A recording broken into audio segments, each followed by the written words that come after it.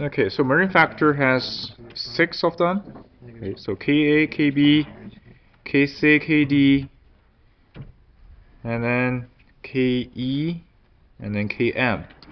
So what's Ka? Let's quickly go over this. Ka is a surface factor. So it depends on the roughness of the surface, and you will have a different kind of a reduction value. Kb is a size factor.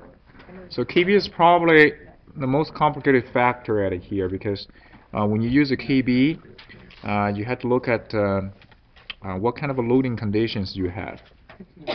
So we have different cases. For rotating ones, you get 2 formula. One is in inch, the other in standard unit. If it's axial loading, it's 1 simply. If stationary shaft, complete reversed torsion, you use the same formula. If it's a circular or rectangular section but not rotating, then we're going to have to use a so-called equivalent diameter here. Okay, so you cannot just replace this d in the original formula. You have to find an equivalent one first. For rectangular, the equivalent calculation is this. For the loading factor, there are basically different cases again. If it's bending, that's the same condition as the lab condition, so this is 1. If it's axial, use this. If it's pure torsional, is used. If it's for combined loading, okay, then you use 1. Temperature table 6-4 is it's your reference.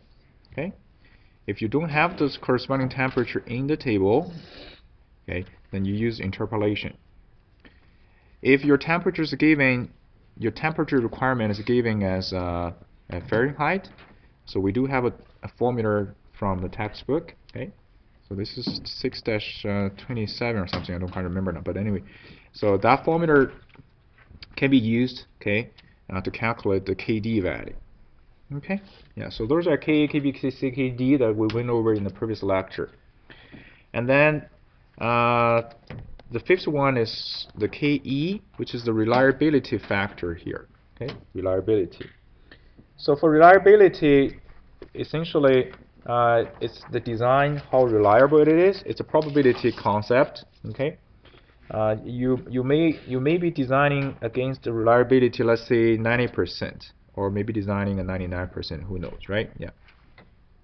So basically depends on the questions or the user requirement, and here's how you find the Ke. It's actually not bad. It's okay, pretty straightforward. Okay, yeah. The Ke, this column here. Okay, there's another column here called Za. Okay, it's called Za here. The relationship between these two columns is Ke equal to 1 minus 0.08. Okay, Za. Okay, yeah. Okay, so that's Ke. Yeah. The last one, okay, is a so-called miscellaneous kind of a factor. So basically, if you're a designer and if there's something that you think those 5 K, Kb, Kc, Kd, Ke are not accounting for, so you threw all of them into the last one, Km. Okay. Yes. I was wondering why the Ke is lower for higher reliability. For higher reliability, basically your requirement is higher, right? You're becoming more conservative. So when you design, so what does the Ke do? You apply this Ke in front of where? In front of this Se prime, right? Remember that?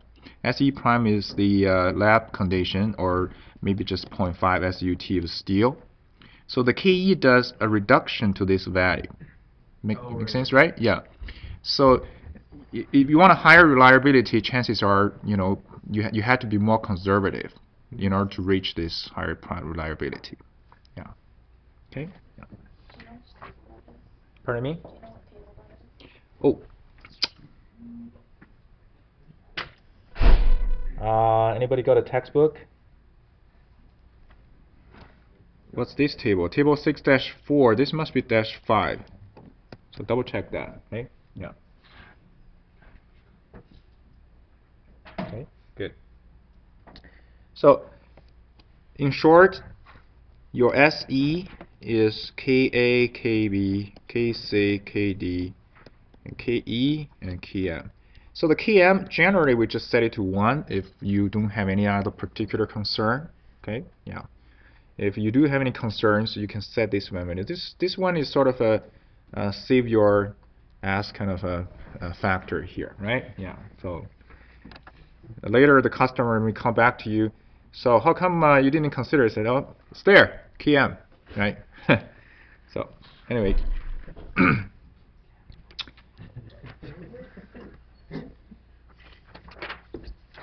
So now let's take a look at, I'll skip one example, it's not really anything new. So we'll use one example to go over all the factors later, all right? Yeah.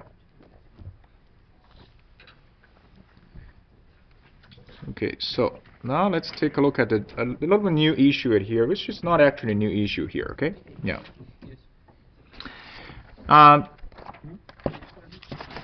If you remember, the way we started the fatigue loading, okay, it's based on this diagram here.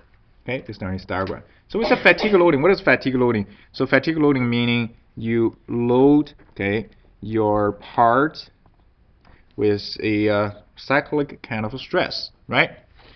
And to be simply put it, we started with this first case. We call this is completely reversed, right? Kind of loading or stress. Then we build ourselves, okay, certain kind of a diagram based on experimental data. So you basically load the part with a different level of stress at here. Then you build yourself with a whole bunch of data, and then you come up with a curve like this, right? And this is kind of curve is what we call stress and a number of cycle curves. Okay, yeah, this diagram here essentially give us an impression or some kind of a knowledge as to what kind of a fatigue life, what kind of fatigue strength the part or the material has. So when you look at this part here, a couple of things I think I did mention is this chart, okay, as I mentioned, this chart is built on the complete reversed loading, basically this kind of loading here, okay? Yeah, this chart. Complete reversed loading meaning your amplitude is not 0, but your mean value is 0. Okay, so this chart is built on this. Okay, and the secondly, when you look at this chart, there's a knee point. When there's a knee point, this kind of chart is so-called, basically generally describes a material, so-called ferrous material. Basically, a material has iron in it. Okay, so. Okay. So when you have a knee point, steel, okay, you have this kind of a phenomenon here. But it's not, if it's a material that doesn't have any ferrous, non-ferrous material, let's say it's aluminum, then this chart will be different. This chart actually doesn't exhibit any knee point. The chart will basically just keeps going down here. Okay, it keeps going down. That's for aluminum, right? But most of the time in our course we'll focus on the ferrous material, the steel, and let's take a look at this one here, right? Yeah. And the other thing information you can get from the chart is for this number of cycles, here is the corresponding fatigue strength. So basically that's the limit, right? That's the limit here. And if you have a, let's say, if you stress the part with kind of a stress at here, okay? Let's say you apply a stress, sigma A. Okay, let's say this is sigma A here. And this value probably is 50, how much? 50, 60, 70, 80, no, actually 50, yeah, 50, 60, 70, 80, 90. So this 60, between 60 and 70, so something like 65, let's see, right? 65 psi here, okay? Yeah. So if this 65 psi here, and then the people would ask you a question is, can you tell me how many number cycle will the part fail after you apply this sigma A to the part? How would you do that? Right, this is 65 right here. How would you do it? Here's a chart you have, and the question here is, how many cycles will the part fail after you apply this complete reverse cycle to the part? What would you do? You basically extend this line until it intersects where? Here, right? Okay? Yeah. So it'll fill somewhere here, right? So that's basically another information that you can get from the chart here. Okay, yeah. Now the other information that you can also get from the chart is if this is the sigma A here, okay, what will be the safety factor? How would you do that? Would it be like the number of cycles at that point, Yeah. over the number of cycles at the fatigue? Exactly. So you would do is you use this number to divide this number. Basically, you use this number to divide by this number here, right? Yeah, good. So this chart is actually kind of important. Okay, it gives us some of the initial ideas about this part, the material under complete reversed cycle. So if it is important, actually it's important when you do a simulation using any CAD software. If you do fatigue simulation, the first step that you need to do is actually to provide this chart to the software. Okay, so let's say I have a material. The software will ask you, so what is the SN diagram for this material? So sometimes the software has built-in SN diagram, but sometimes not. If it doesn't have this SN diagram, you're going to have to build your own SN diagram and give it to the software. Okay, so this is basically the idea here. We need to be able to construct ourselves or create this SN diagram, even if it's approximated ones, okay, for a certain material. Okay, so basically the objective right now is I wanted to create this SN diagram. Okay, so create SN diagram not necessarily means you have to go and do a whole bunch of experiments here. Okay, so we can create the SN diagram based on approximation, based on the observation at here, without doing actual experiments. Okay, so what you built here, remember, it's sort of approximation here. Okay, yeah. So let's take a look at observation at here. Okay, if you remember, this portion is called low cycle, and that's below 10 to the power 3, 1000. And this portion is so-called high cycle. That portion is so-called infinite cycle here, right? If you look at this high cycle frequency part, basically the part between 10 to the power 3 to 10 to the power 6, and it is a straight line here, right? It's a straight line. If you look at the curve below between this 0 to 10 to the power 3, and it's also a straight line. However, the fatigue strength, the variation of fatigue strength, okay, it's not that significant. Okay, it's not significant. And the other thing is, most of the time, I mean, when you have a fatigue loading condition, it's probably gonna be within this high frequency cycle here. Okay, so then our focus here is gonna be trying to create SN diagram. Okay, mostly for this high cycle frequency portion here, right? So basically, for 10 greater to 10 to the power of 3 portion, okay, 10 to the power 3 portion. So, and how do we create? As we're looking at it here, we're going to create basically a straight line, okay, between this portion, and this line here is 10 to the power 3. So we're going to basically create, okay, a line between n equal to 10 to the power 3 and n equal to 10 to the power 6. All right. Yeah. So I'll show you how to create this one here, and then we'll make use of the SN diagram we created to do some exercise. Okay. So first of all, okay, looking at this is if this is a location A and this is a location B. So high cycle frequency is the part between point A and point B. All right. Yeah. So what is the point A coordinates? Okay. If I look at point A coordinates, as I said, it's going to be the lower end representing the n equal to 10 to the power 3. Okay. So that's point A, the horizontal axis value. The vertical value here, okay, the vertical value here, it's actually point A is not exact. Point A is somewhere here. 10 to the power 3 is here, right? No, point A is here. This is point A here. Okay, point A is here. Okay.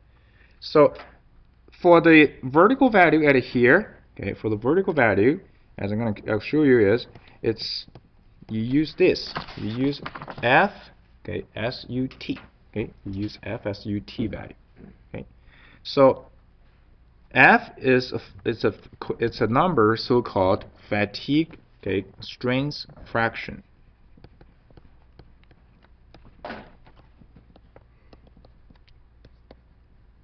Okay, yeah, I'll show you how do you get this f value.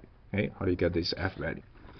And the b value, okay, the point B location, the coordinates, okay, horizontal is 10 to the power 6, and vertical value, okay, it's going to be the SE value.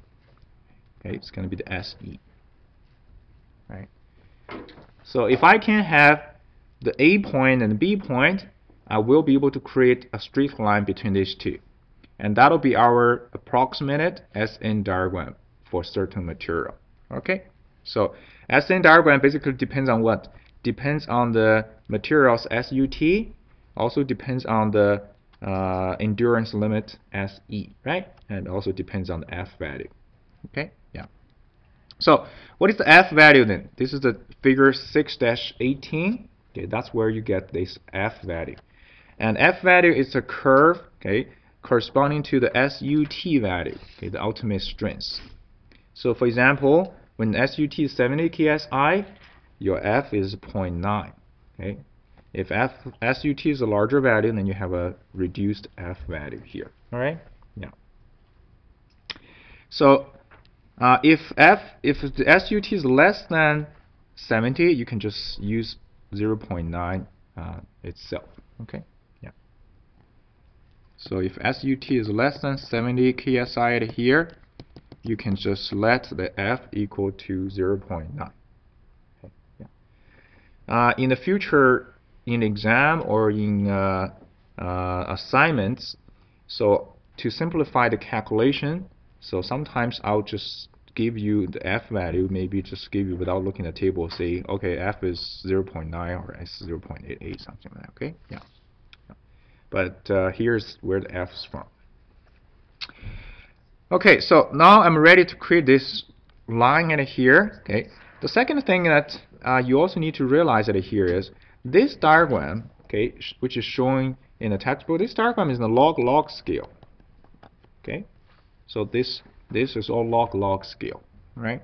It's not the classical X and Y, no scaling here. It's actually this scaled up, and then it's a log-log scale, right? Yeah. So if it's a log-log scale, and when I create this this diagram here, so this is what I'm going to do now. Okay, yeah.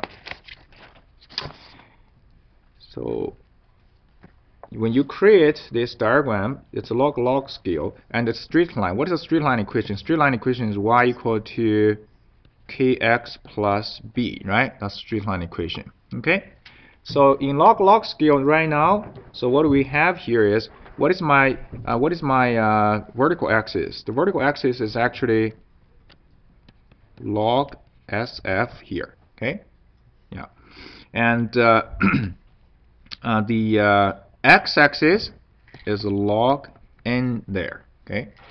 And then with the certain kind of a coefficients here, let's say I'm going to get b at here plus a. Okay, plus a. So the line that you see in the diagram, it's actually this guy here. That's a straight line, right? A straight line. Yeah. So we just don't know what the a and a b at here is. Okay, we need to figure out this a and a b. Okay, it's like if I'm telling you here's a straight line. Okay, here's a straight line. I need you to figure out this k and b, the slope and intersect. So how do I figure it out? I figure out the k and b using what? Using 2 points on the straight line, right? Now, do we have 2 points on the straight line now? Yes, we do. Right? We have this a and b, the 2 points on the straight line here. So I can figure out basically the value a and b at here. Okay, and a and b by plugging the a and the b coordinates. Okay, in b coordinates to obtain this a, this b. Okay, so this a and b value.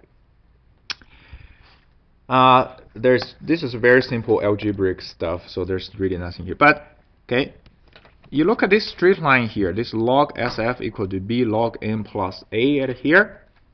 And if you do a simple manipulation at here, basically, let's say for example, if you take a 10 to the power of each side here, right? Let's say if 10 power of each side. So what do we get? We get SF equal to A, N, and B here, right? If you 10 to the power of this is SF, and 10 to the power of this, it's N to the power of B, right? 10 to the power of this A plus B, right? You get this. Anyway, so it's very simple ones here, okay? Yeah. So how do I figure out this A and B? So what do? We basically plug in the A and B coordinates into here, right? So you can do this, okay, A and B coordinates. Once you do that, you can easily get this A value equal to F SUT over SE, and the B value equal to negative 1/3 log F SUT over SE at here. Okay, so that's A and B value. Okay. So A and B depends on what? Depends on the ultimate strength, depends on the endurance limit, okay, and also depends on the fatigue strength correction factor, F, small f. Okay, yeah. So what it looks like is the first step you need to figure out is actually to figure out this SE, right? Given a certain situation, you have to figure out this SE. The SE is a corrected value. Okay, so corrected basically after you modify with those marine factors. So that's SE here. Then you can figure out this A and B. Once you figure out A and B, then you will have a general equation here, SF equal to A and B. Is that good? Okay, yeah. So let me give you a simple example here, right?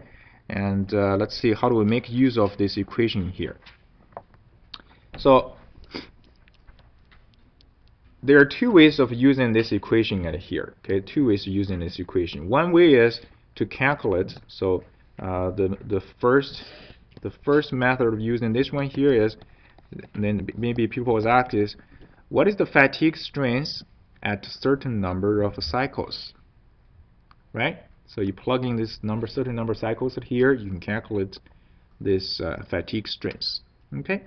And the other way of doing this one here is, the second method of using this formula is given a stress amplitude, the amplitude of this completely reversed cycle, sigma A, okay, then you would ask is, what will be the number of cycles? As I asked, what will be the number of cycles it will feel, right? This is the other way of routine. So how do I calculate the N? How do I calculate N then? So what do? We plug this sigma A over here. Okay? Plug the sigma over here and solve for this capital N. And that N value is solved by this one. Okay? Yeah, so you either use this forward way or you calculate the N using this one here. Okay, that's basically two ways of making use this formula. So let's say, for example, simple example. Let's say suppose that I have a SUT which is 70 KSI. Okay, then you can easily find that F is 0.9 from the figure 6-18, and SE here, let's say SE prime is 0.5 SUT, not approximately, so that's 35 KSI. Okay, 35 KSI. So let's say, suppose that I correct this SE prime. Okay, so SE is corrected. Okay, with a certain correction at here. After correction, we end up with a 30 KSI. Okay, so maybe Ka, Kb, Kc combined together give us this SE 30 KSI here. All right, yeah. And the current amplitude of the complete stress, cycle of the stress is sigma A equal to 40 KSI. Okay, it's 40 KSI. Okay, So here's the condition now. Now you look at the condition here. By initial checking, the sigma A, which is the amplitude of this stress, compared to 30 is greater, right? If this is greater than the endurance limit, so that means the part must have limited cycles, okay, limited life. If the limited life, that means the life must be less than what? 10 to the power of 6. Okay, so that's the initial check.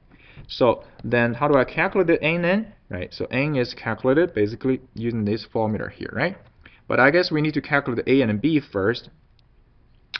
So plugging the formula for the A, okay, FSUT over SE, okay. Yeah, there's a little bit here. So this, it's a square on the top, okay, square on the top. So plugging all the things here, so you get 132.3, okay, 132.3. And the B value is 1/3 the log, okay, FSUT over SE, okay. So that's negative 0.107. Okay. Yeah. So now you got A and B. You have sigma A, so you can calculate this N, okay, using this formula. Okay, in this formula. So luckily for you guys, and you have a calculator, and in the future, from now on, as you can see, I generate a certain Excel template already with the formulas inserted. So you can simply put in SUTSE, it'll calculate A and B, and it'll calculate N, depends on the situation. So we end up with a 6.84, okay, 10 to the power 4. Okay, so that's N value. Yeah, sorry. Where did sigma A come from? Oh, sigma A is just assuming I know what the sigma A is. So sigma A is basically how much cyclic stress that you're applying to the part. You see what I'm saying? So this is basically, let's say for example, right, this is the stress applied to the part. Or maybe you can think of this. Let's say you have a shaft, okay? And then maybe this is the loading condition of the shaft, right? Okay. So I will have a certain kind of a bending moment if I cut it somewhere, right?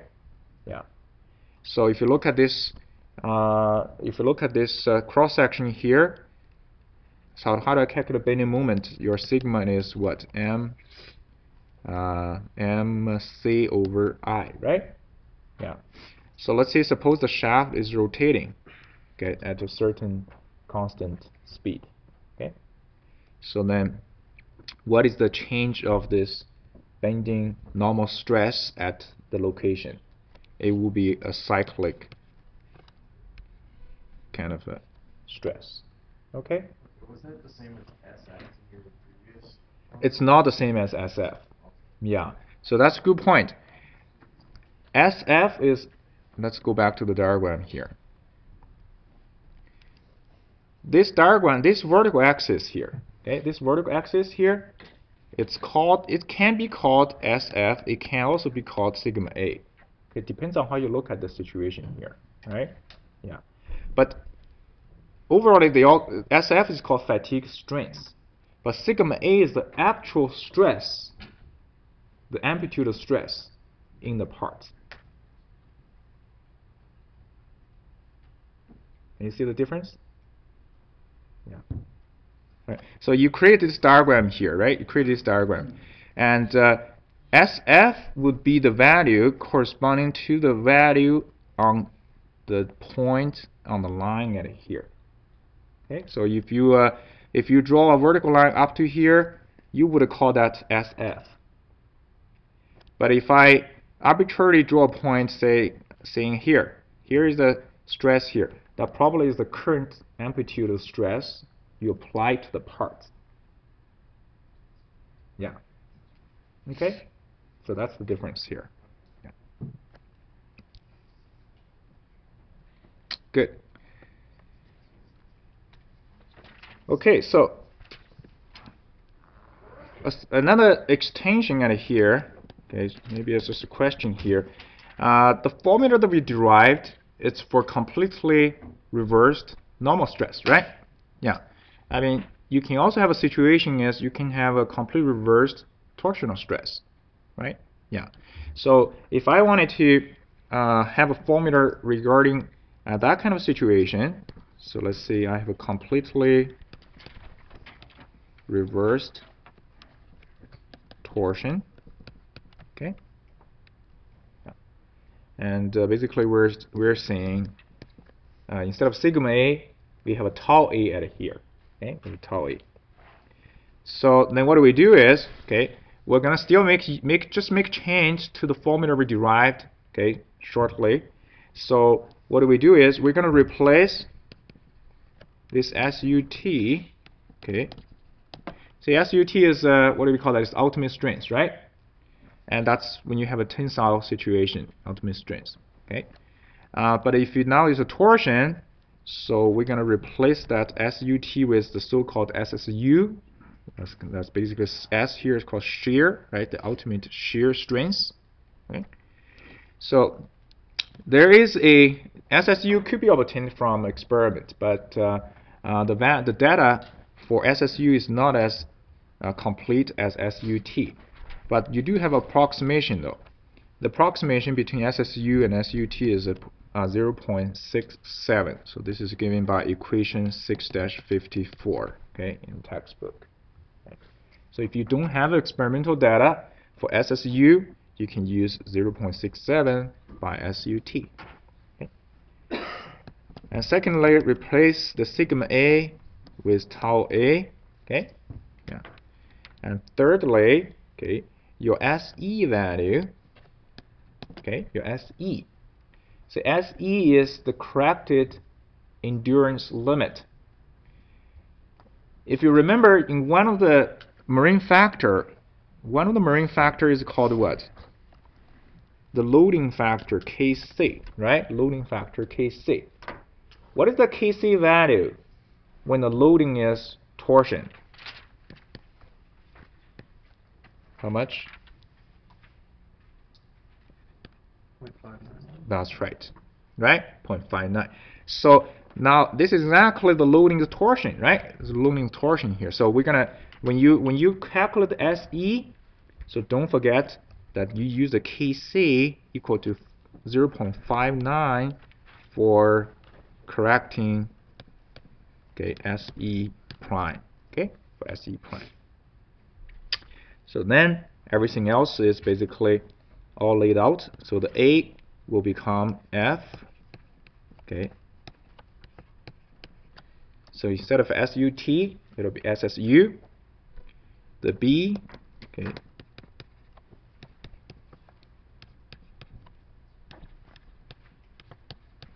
okay, it will be this, right? The B will be this. And if you need to calculate the number of cycles due to certain kind of a complete reversed shear, okay, or torsion, and the N will be tau A over A 1 over B. Okay, so that's basically the little modification for torsional type of stress, fatigue stress. Okay. Yeah.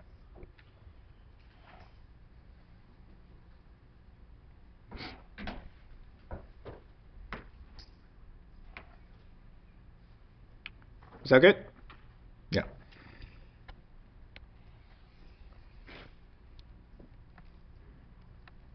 One more little thing before we take a look at a more comprehensive example, okay, with everything combined, okay. So we're dealing with fatigue loading. When we're dealing with static loading, the last topic we covered is what? Stress concentration factor, right? Yeah. So we did say one thing though. For static loading, we do not consider stress concentration factor when it's what? Ductile material, right? Yeah. So now, when it's fatigue loading, we also have this concept called fatigue stress concentration factor.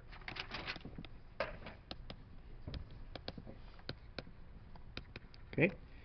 In static one, the subscript T here, we're going to use Kf here. Okay, going to use Kf.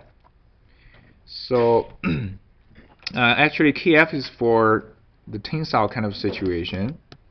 If we use the Kfs, it's basically for shear or torsional kind of situation, right? Yeah, so that's the difference. Okay. So we do have similar stuff as static one there, right? Static one. Yeah.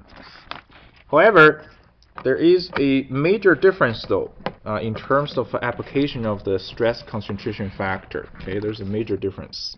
One, we do not consider the stress concentration for ductile, but in fatigue, we're going to consider this Kf or Kfs, no matter if it's ductile or brittle. Okay? Yeah. So remember this. Basically, we consider Kf or Kfs for both ductile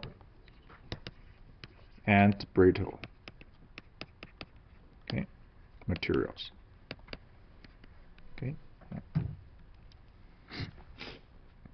So we're going to consider that for both of these materials.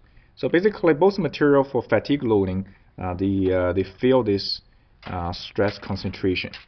Okay, they feel the stress concentration. Now, how do we calculate the Kf though? Kf actually, I'll give you the formula. Kf is actually from the Kt. Okay, Kf is actually from the Kt. Kt is the static one. Okay, that's the concentration factor, stress concentration factor under static loading. Kf is calculated using this one here. And the idea is, is this. You have this so-called Q at here. The Q is called notch sensitivity factor. Okay, notch sensitivity factor.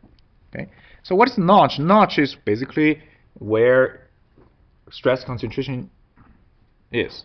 Okay, you have a little fillet, and you have a little radius. Okay, and that's basically where the stress concentration is. That's a notch.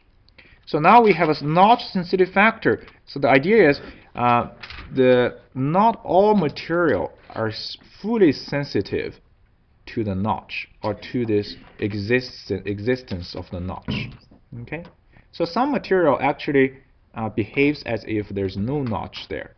Okay, so that's kind of thing here. So that's why we use a Q at here to modify the value of this Kt. All right? Yeah. So if what you have here is a shear kind of a loading or torsional loading, and instead of a Kf or Q here, so the symbol we're going to use is this. Okay, so this is called Q shear. Okay, like this. It's like this.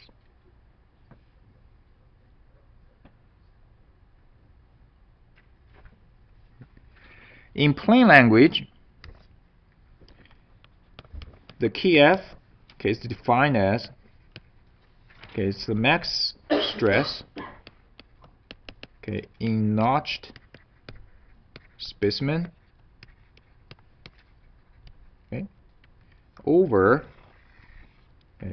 stress in notch-free specimen. Okay, notch-free specimen. Yeah. Now I want you to take a look at this thing here. Okay, take a look at this formula here.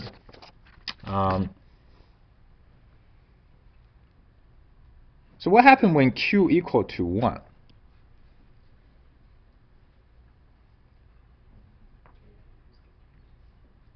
What happened when Q equal to 1? So Q equal to 1, what do we get? Kf. So Q equal to 1, so that 1 negative 1 cancel. Kf becomes what? The same as Kt, right? Same as Kt. Okay? That makes sense? Yeah. So then, what does that mean? If you look at this, the formal definition here is the max stress in the notched one over the stress in the notch-free specimen. So when Q equal to 1 and Kf is the same as Kt, so actually what that means is the part fully feel this notch, since the notch. How do I put it? So it's the So it basically it completely 100% fails this notch sensitivity. You know what I'm saying? So if Q equal to 1, Kf is this. In general, the Kf is actually less than Kt. Okay? In general, the Kf is less than Kt. So it's a little reduction here. However, okay, in general it's less than equal. However, when Q equal to 1, the Kf equal to Kt means the part under fatigue loading fully fills this stress concentration. Okay, stress concentration. But if Q equal to 0, then the Kf you look at that is simply equal to what?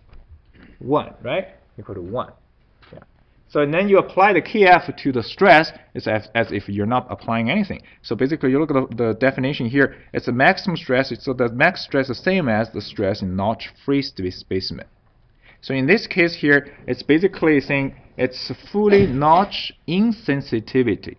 Right? It's not sensitive, and basically, actually, it's indifferent to the notch existence. Okay? Yeah, that's the two extreme situation here. Okay? Yeah, two extreme. Okay, so here's a way of finding the Q now. The Kt, how do I find the Kt? I think we did exercise. Kt, you find the Kt from table 8-15. So Kt is from 8-15 tables. Okay, there are a whole bunch of tables there, right? Whole bunch of tables. And the question is Q. Okay, so the Q can be obtained with two different approaches. Okay, one is through the figure, which I want to show you. The other is to use a formula, which I would recommend in the future. Okay, so either from figure.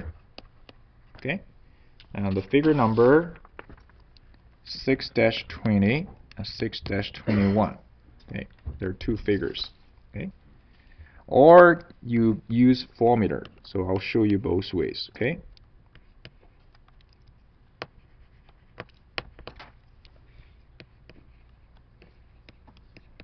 Okay, or you use the formula. Okay, so let's look at the figure first.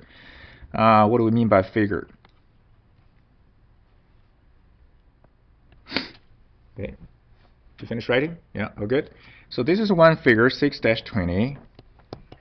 Okay, and there's another one, 6-21.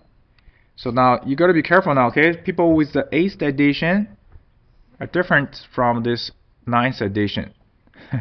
So 9th edition updated 6-21. Okay, so 9th edition is new. Okay, is newer for this one. 6-20 is still the same thing. Okay, so if you have 8th edition, you should grab a copy of this from the lecture notes regarding this figure here. Right? Yeah. So the first figure is for Q. This is for Q here, and this is for Q shear. Okay, for Q shear. What's the difference between the two figures? Right? How do you make this figure? So you basically, it's very simple. You know, the bottom row here is radius. Okay, basically the notch radius. So what do you mean by notch radius? It's probably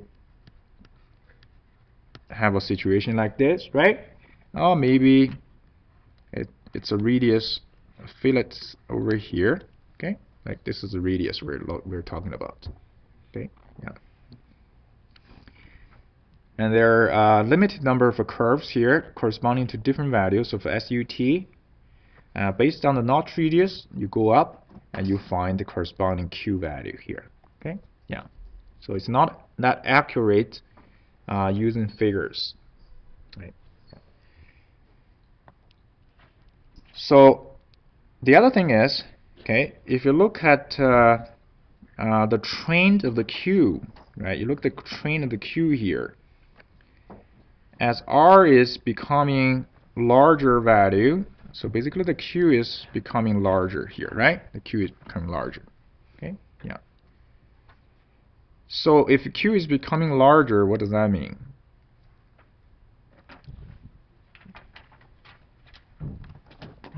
So that's the larger the Q value is, the closer the KF to what? To the KT, right? KT, okay? Yeah.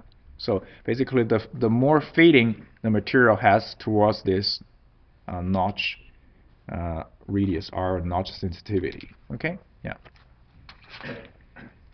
Okay, so there's really nothing to see here, but this one here is basically another set of figure, but this is for Q shear, okay? Same way of using this thing here, okay? Same way of using. Yeah, if you have SUT which sits between 600 or 100, so you just approximate like this, right? Yeah. So what I wanted to focus on is the formula, okay? I think also the Excel that I give it to you is using the formula here in terms of this calculating Q, okay? So if I use using formula,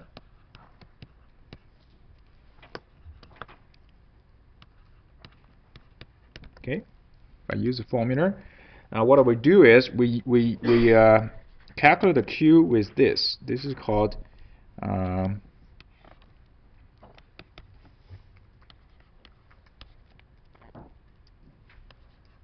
okay, we calculate the Q with this formula here. Okay, so I'll explain what each one of them are. And R is the notch radius. Okay.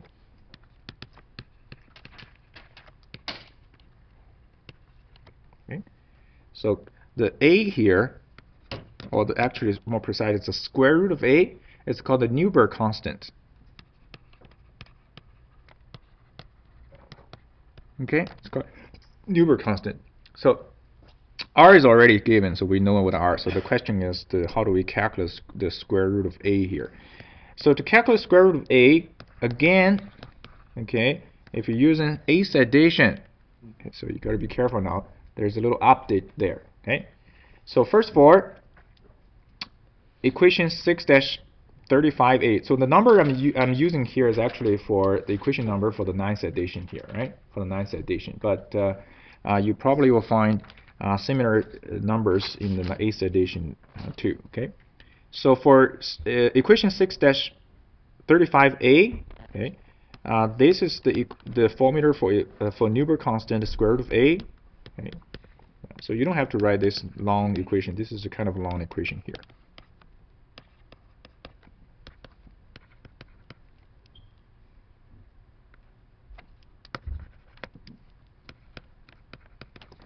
So I'll just write 1 here because I need this guy.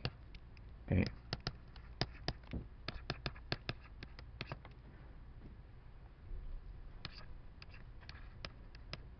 Okay. So this is the 6-35A here. Okay. Yeah. Essentially, this equation, okay, is kind of approximation. So if you do a little curve fitting, for this one here, okay, and that's actually where these numbers from, okay, where this numbers from. It's coming from curve fitting results, okay. Yeah. Couple of important things that are here, how to use this one here, okay. The unit for the SUT at here, it has to be KSI. Okay, it has to be KSI. Okay. And the resulted calculation for the root square A is for the square root of A here is square root inch. Okay, square root inch.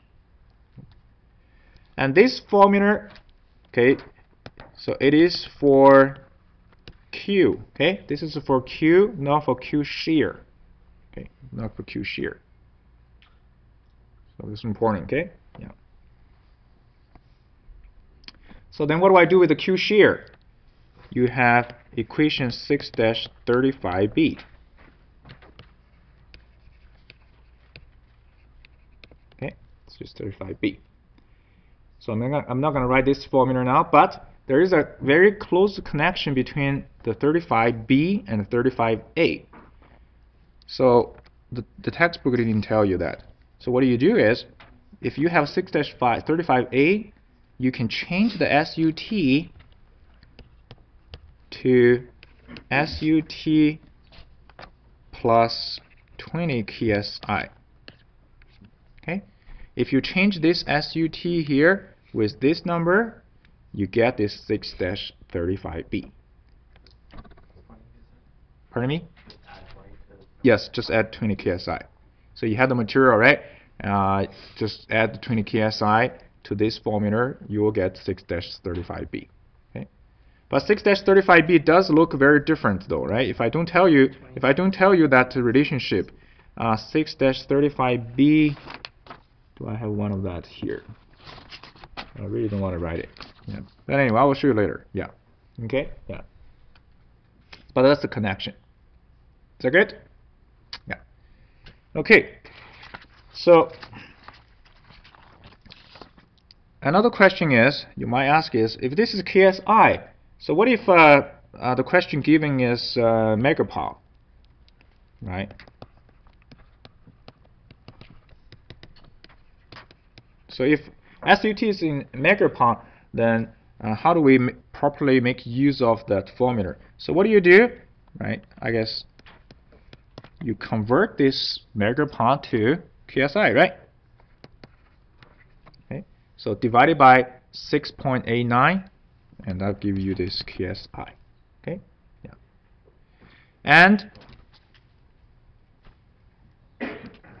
but you got to be careful now. This is not the only change that you do to that formula.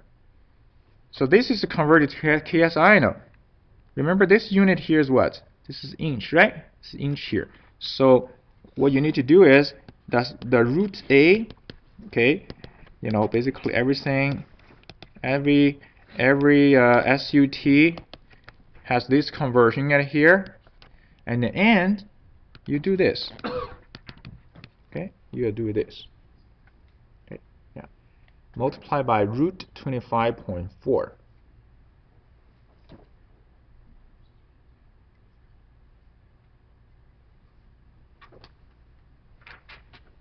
Okay.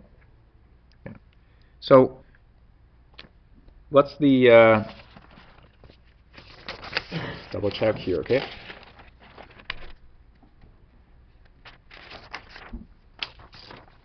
Yeah, that's right. So then, in the end, okay, the result that here is root, okay, millimeter. Okay, does that make sense? Okay, so when you do this calculation, particularly in your design, right, those details, you gotta be very careful here, because one unit's wrong, it'll throw you off, you know, basically over everything, right? Okay. Okay, so those are basically all the knowledge that we need to know about the fatigue loading, essentially about completely reversed kind of a fatigue loading so far, right? Yeah, so now let's take a look at example now, okay? Let's take a look at a more comprehensive example, okay, which has everything. So I'll move up this a little bit here.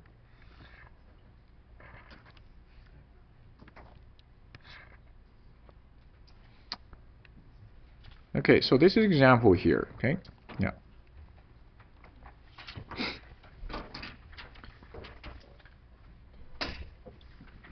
It's taken from a textbook, but I added a few more conditions, okay?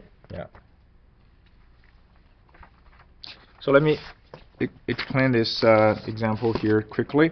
So you have a shaft, okay? It's basically like a shaft design example here. But this is more of a analysis in this question. So you don't have a design. You don't need to determine the diameter of the shaft. Okay, the layout is already designed. It's a stepped shaft. Okay, and there is a constant force right here, 6.8 kilonewton, with all the dimensions given. It says there is a 3 millimeter radius of, for all the fillet. Basically, there might be a fillet here, here, or here, or here, right? 3 millimeter. Okay. Yeah. Everything is a millimeter. The shaft rotates. Okay, and load is constant, stationary. Okay. So basically, what that means is, what kind of a loading condition do we have? If I cut a cross section, I look at the stress distribution, look at the stress change at a certain point, it's what? What kind of stress? If you cut a cross section somewhere here, it's bending moment will cause bending normal stress. So how does the bending normal stress? Is it going to be constant? If you cut a cross section, let's see, you look at this point here. Remember the shaft is rotating, right? So that point will rotate. As it rotates, what's the change of the bending normal stress at this location? Huh? What was it? C. C? Oh, you mean the value MC over I? Yeah. Yes. So basically, well, here C is a maximum, it's R, right? So when it's here 0, when here is negative, so it means the bending normal stress will change cyclically and what? Completely reversed, right? Yeah. That's exactly the situation we've been dealing with. This is basically the fatigue loading, right? And this completely reversed kind of a fatigue loading. Okay? Yeah. So now what you're required to do is you need to analyze or estimate the life of the part. So essentially, after how many cycles the part will break or will fail. Okay? Yeah. Okay? Yeah. And given certain conditions, for service temperature 450 Fahrenheit, reliability is this, and the material is 1050 cold drawn material. Okay? Yeah, that's it. All right. So if I wanted to estimate the life of the part, actually we derived something in the beginning of the lecture, right? So I think what I need to do is what? Is to apply this formula here. Okay? Yeah. In order to apply the formula, what do I have to get first? I had to get an SUT. I think that's easy. And I have to get what? I have to get SE value, right? And then that's the corrected endurance limit. And I have to get the sigma A at here, right? Sigma A. Okay? Yeah. Sigma A is actually also easy to obtain, but you need to go through a certain process here, though. Okay? Yeah. So it looks like what you need to know. We need to obtain sigma A, SE. Those are two key values. Okay? Two key values. So where's sigma A from? Sigma A from where? As sorry, I forgot the name. It's basically coming from here, right? Coming from here. Sigma A is the magnitude. Basically, you have a complete reversed cycle, and this is the sigma A here, right? Sigma A. It's the maximum. So if the maximum, then the sigma A must be, what is it? MR over I, right? MR over I. Okay? Yeah. But the tricky thing is, where should I take this sigma A? I mean, I have such a long shaft here, right? Such a long shaft. And there's a distribution in the bending moment. And what else? There are also a fillet radius at here. So the fillet will give us actually so-called stress concentration, right? So the question here is basically which location, right? Which location will be the critical location? And that location is basically we should use that location for the analysis, right? We don't need to analyze every other location, just the critical location. Okay? Yeah, just critical location. So easily you can draw the bending moment diagram. Okay, bending moment diagram. There's a shortcut to drawing bending moment diagram. You have done exercise. It's always 0 on the two ends of the free body diagram. Okay, yeah, simply supported, of course. There's always a certain kind of changing point. Okay, and there's only one force in the middle, so it's a maximum in the middle. Okay, like this, right? So it looks like maximum bending moment happens at the middle here. Okay, happens in the middle. Then you might think, shall we calculate our sigma A using the bending moment at this location or not, right? Or in other words, is that going to give me the maximum sigma A? That make sense? Yeah. However, you also have to keep in mind is there's stress concentration here, right? Stress concentration. What does stress concentration do? Stress concentration gives you give you this stress concentration factor, right? It'll basically will raise up the stress. Okay. So for example, here's the bending moment MB. So you would calculate as MB over R over I, right? Okay. But actual stress is what? You have to multiply the stress concentration factor. In our case, it's fatigue one, so we had to multiply by Kf. Okay. So after multiplication, so the stress over here or here maybe will be greater than the stress over here now. That makes sense, right? Yeah. So that's basically when you do analysis, you have to take those things into consideration. All right? Yeah. So as a matter of fact, okay, I don't think I verified that, but the B location has higher than C moment, and the B location actually after the stress concentration modification, it will have higher stress, right? It will have a higher stress. Okay, so this is what we're going to do now. Okay, so we had to calculate what MB is first. Okay, let's calculate MB. So how do I calculate MB? If I don't have the bending moment diagram, can you calculate MB easily through this free body diagram?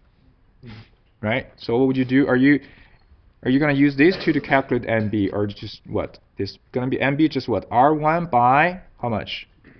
250. Okay? Yeah. So R1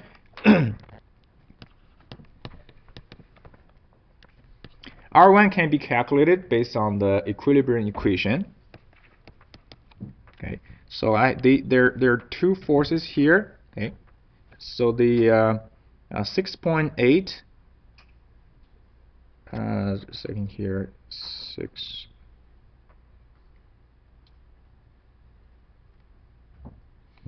How do I get this R1 here? Oh yeah. So how do I calculate the R1? So we can obtain an equilibrium equation about this location here, right? So basically 6.8 times this distance should be the same as this R1 times what? The total length, right? The total length here. Okay? Yeah.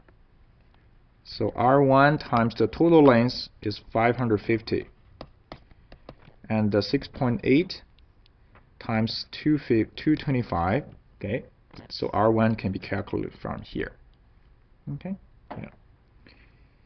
And you plug everything here. The MB is approximately 695.5 Newton meter. Okay, Newton meter. Okay. Yeah, the other thing I think I need to always emphasize on the unit here, right? So now you probably would argue is what happened here? You're using kilonewton and here, you're using millimeter here. Then how did that come with just a Newton meter? Because the kilonewton and the meter, the millimeter, they cancel each other, right? Yeah. So if you're not too sure, it's always helpful just convert everything into one standard unit. Okay? Yeah, Newton meter. So then sigma A will be Kf and MB by half the diameter and over I, right? Over I. Okay. So what is the D at here? D is the location at here. So D, don't take the diameter 38. Take the diameter what? 32 at here. Okay, 32. So I'll write down this D at here. D equal to 32 millimeter. Okay, and I is pi d4 over 64, right? Yeah, 64. Okay. So that's the this formula. I guess now we need to figure out what the Kf is. Okay, or Kf. And the Kf is 1 plus Q Kt minus 1. Okay, yeah. So this is a normal stress, so we use this formula, right? Not a shear stress. And Kt, okay, that Kt has to be find it first. So this is this loading here. So you need to use this 8-15-9, okay, to find this Kt here. Okay, to find the Kt. It's bending. Basically, look for figures that give you this bending type of loading, right? to find the KT. Okay? So let's see what KT is. So I don't have the figure there. I might have the figure. Let's just 1 second here.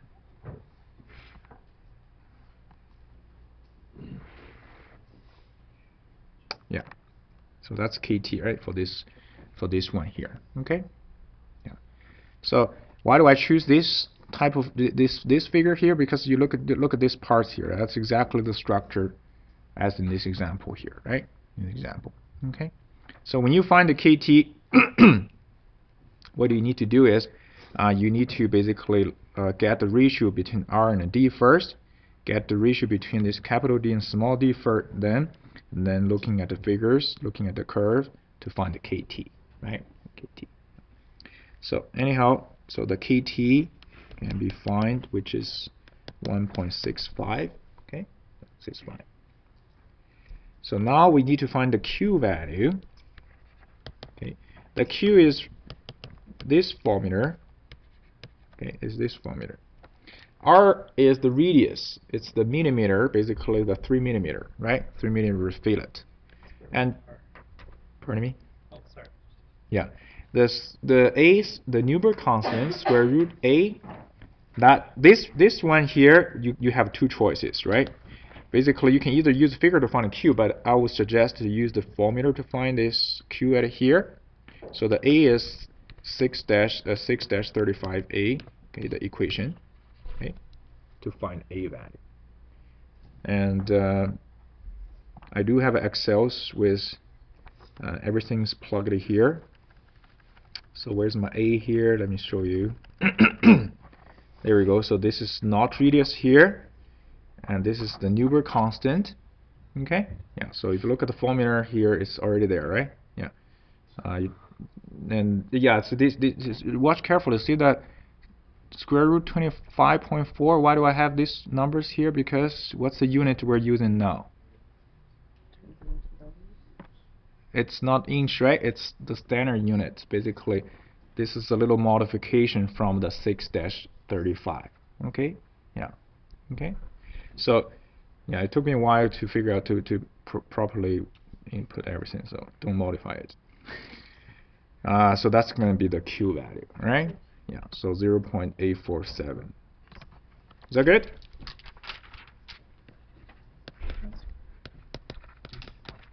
Yeah. Okay. You know what? Maybe it also helps at this stage, instead of directly jumping into the Excel to use it, just use your calculator to give yourself certain feelings as to those formulas, right? Yeah, yeah, it's not a bad idea. So once we found a Q, then our KF can be calculated approximately 1.55. Okay, 1.55. Then you plug everything now into this here. We can calculate sigma A. Okay, which is 335.1 megapound. Okay, sigma A is calculated. Okay, yeah. And we need the SE value. Okay, we need SE to calculate the number of cycles before it fails. Okay, so this one here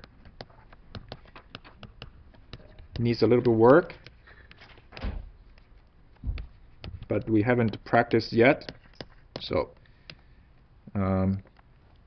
let's go over each one of them.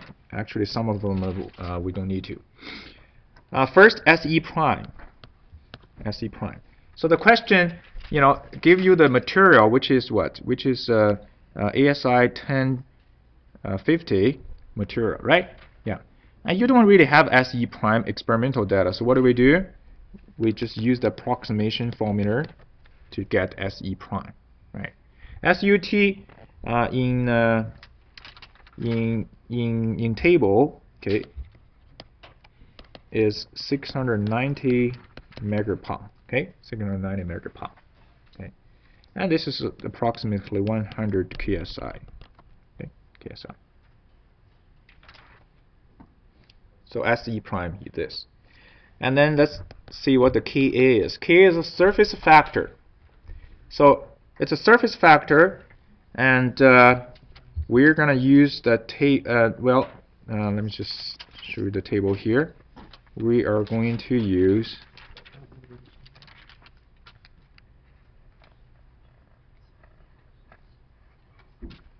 we're going to use this table here, right? We're going to use this table for Ka.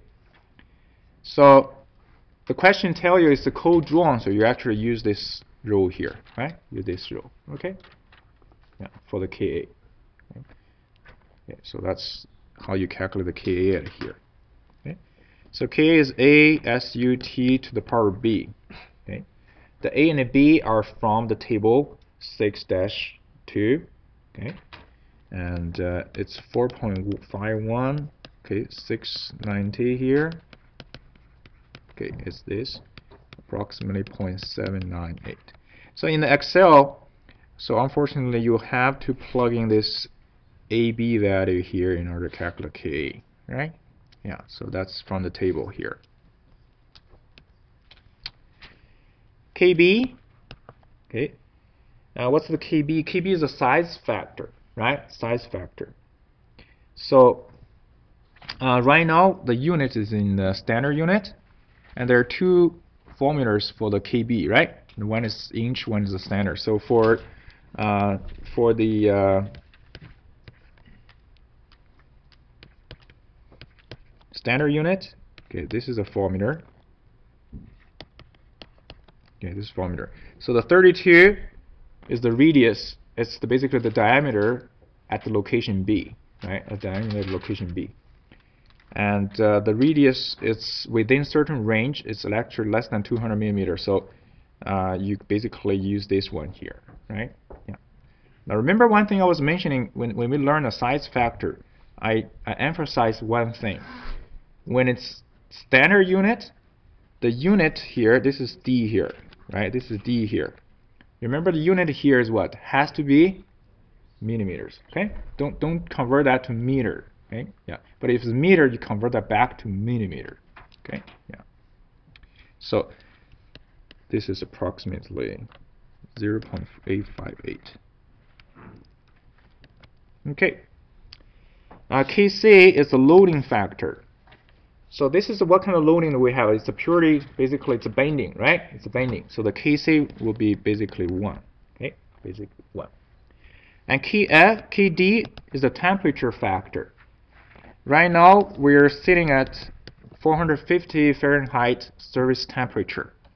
So you can either use the table or use the formula. And because this is already Fahrenheit, and I think I mentioned one thing here. When it's Fahrenheit, I have a formula to calculate the Kd, right? Use this formula. Okay. Yeah. So this is what I use. I use this formula to calculate the Kd. Okay. So plug in this 400 in this formula right here. Okay. That's the Kd. So 1.007. Right? Yeah.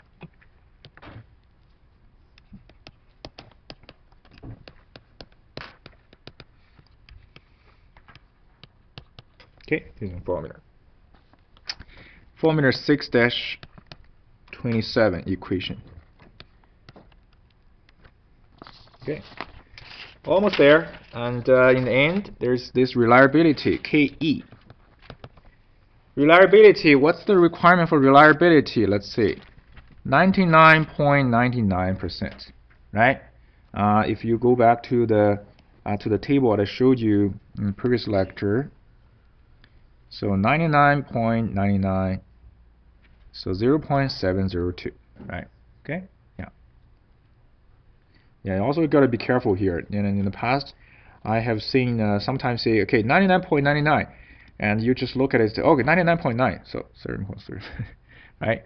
So one row difference, there's significant difference in terms of the calculation now, right? Okay. So what was it?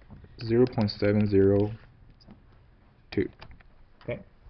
That's it. That's all the factors you need to figure out it here, right? So plugging all the factors, calculate SE, which is 167 megapop. Okay, 167 megapop. So you got your SE, you got your SUT, okay? Then you have your you will have your AB value, but I guess you need one more value, the F value, isn't it, right? What is SUT again? It's 100 KSI, right? 100 KSI. So it's 100 KSI. What is F value? Here's a figure here. So 100 KSI. So it's about A4. Yeah, between. So this is point A5. This is point A45. So I think this is a little bit less than point A45. So I pick point A44, right? So it's reasonable. Okay, yeah. So it may not make any significant difference. Okay, yeah. So now you got everything. So what's A here? A is F, S-U-T, and B is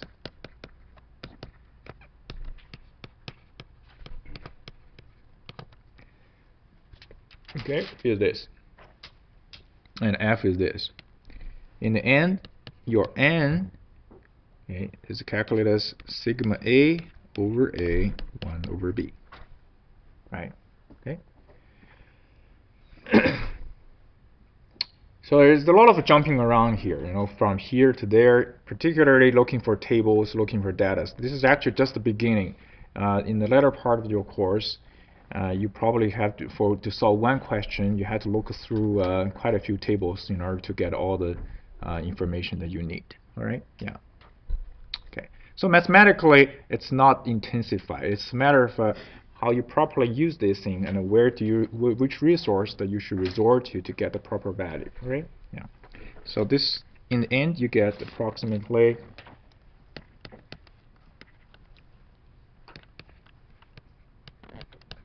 Okay, you get this. Yeah. So that actually makes quite sense, because what is my sigma A value calculated? 335 megaparsec here, right? What is the SE value we calculated? Where is it? Oh, here. Right here. 167, right? 167. So sigma is greater than SE, so it doesn't have infinite number life, right? Okay. Any questions? All good? Yeah. Good. So that's it for today.